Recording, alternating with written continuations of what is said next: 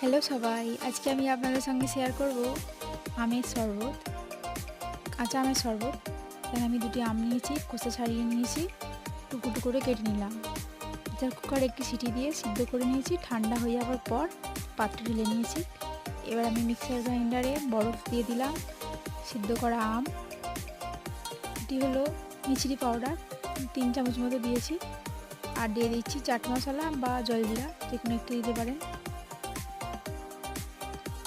এবার আমি খুব ভালোভাবে গ্রাইন্ড করে নেব।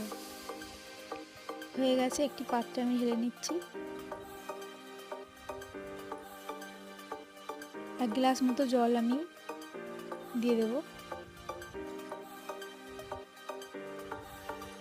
এবার আমি এটা গ্লাসে সার্ভ করে নিচ্ছি। আপনারা অবশ্যই তৈরি করবেন, খুব ভালো লাগবে। লাইক করবেন, শেয়ার করবেন, ভালো থাকবেন।